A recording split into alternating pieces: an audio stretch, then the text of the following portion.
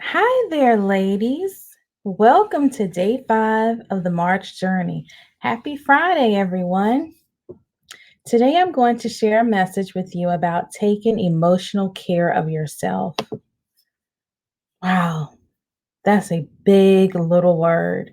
Emotional care. We live in a jam packed existence in this life, running around trying to be all things to everyone.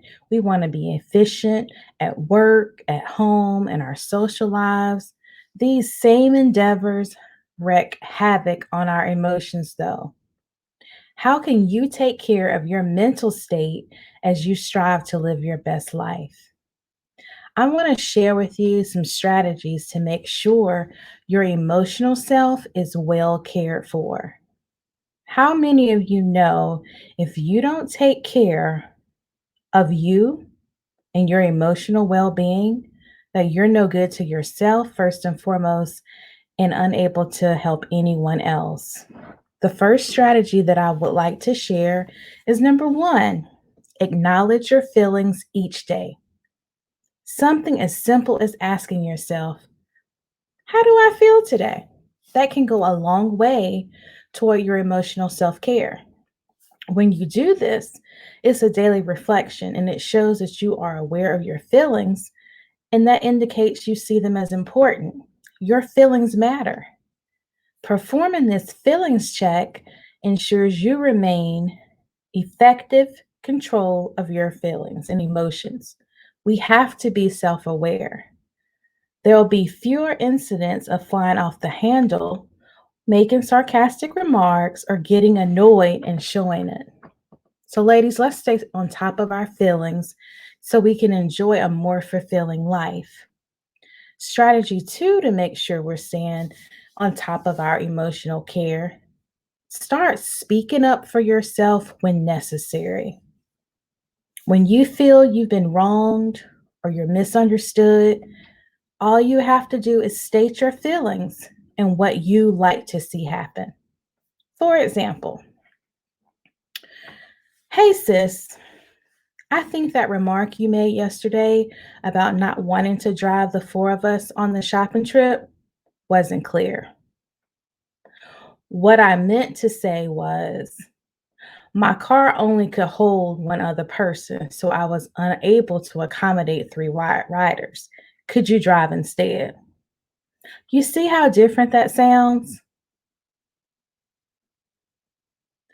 It's not coming off that, you know, you don't want to do it and you're just sitting there letting someone else take advantage of you. Like it's clear cut what the issue is, how you felt about it.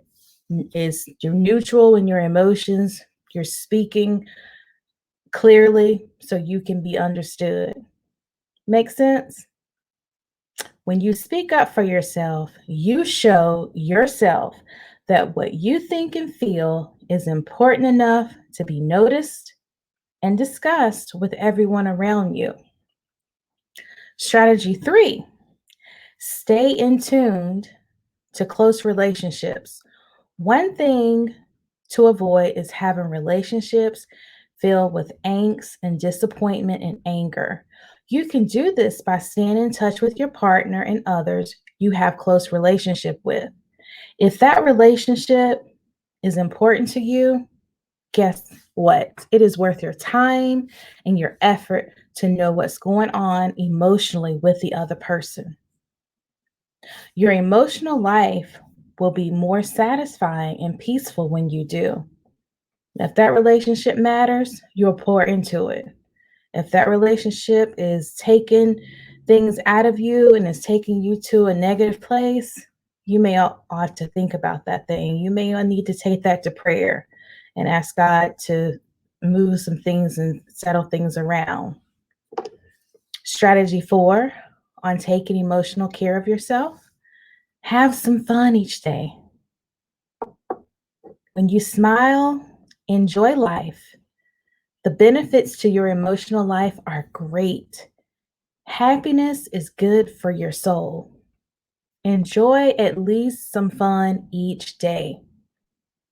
Maybe enjoy your favorite hobby. Have a chat with your best friend on the phone, FaceTime, Zoom. Play cards. Maybe you do virtual games. Maybe you do board games. There was a time pre COVID, we could invite friends over. We could hang out. We could order out. We could go to a restaurant. We could go to paint parties. I think you can even go make candles now. That was tip four. Have fun each day. You deserve it. Strategy five, and taking emotional care of yourself. Talk out loud about what troubles you. Whenever you have negative, nagging feelings that weigh you down emotionally, try not to get to the point where you begin feeling consistently upset or acting out emotionally with others. It's not worth your peace. It's not worth it. Speak to somebody about those feelings. It could be a close friend, your partner, even if in a professional, if that's what you need. But say it out loud, get it out, pull out your journal, pull out that prayer journal. Do not let that stuff sit on the inside of you. Strategy six, ensure your work is as low stress as possible. I will emphasize as possible. You have a responsibility to yourself to take whatever steps necessary to adjust your workload, your due dates, and other challenges to reduce your work stress. That may involve learning how to prioritize, learning, understanding time management. Everything that's on your to-do list for work, and this is could be different across different industries or across fields. You know, if you're a surgeon, everything is a priority. If you're a surgeon and in the medical field, right? In other fields, so if you're in finance and accounting or insurance, you may be able to adjust some of those priorities. Things that have to be done today, make them a higher level priority. Things that can wait, adjust your list or see if you can delegate, but do not try to take on everything yourself. Remember, in your strength, you know how to ask for help, ask for assistance. If you're in a workplace, your environment, your team, you're on a team, utilize that team. Ensure your work is as low stress as possible. I repeat that again because of the setting that we're in, this culture that we're in, being in this pandemic, all of us are under an immense amount of stress when it comes to work. Some of us are working remotely. Some of us are working remotely with children at home. We're having to be employees as well as educators. Um, Help, making sure that our children are logged on and doing what they're supposed to with their school day. These are for the districts that not have not returned to full-time face to face. Others of us are taking our caregivers and are taking care of sick parents or sick family members. So we have to give ourselves that leeway to prioritize our day, our responsibilities, our due dates, our self care, our self love to reduce that stress. All right, I'm gonna move on from this strategy. I could stay on this strategy for the rest of my message, but I will not. The final strategy of taking emotional care of yourself is seven. Trim negative relationships from your life.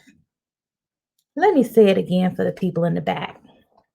Trim negative relationships from your life. Get rid of negative relationships from your life because these relationships do not belong.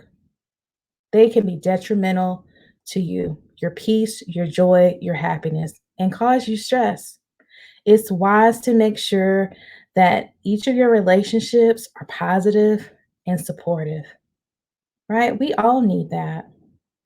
It can help to occasionally weed out those individuals, you know who they are, that stunt your emotional growth or detract or subtract or take away from your emotional health.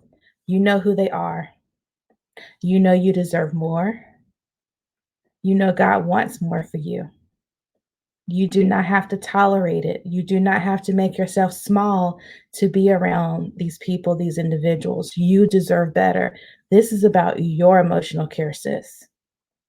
All right? Your life is a blessing. You have a gift. Your life is a gift. It is a blessing that thank God we get the opportunity to see. We got the opportunity just to see it today.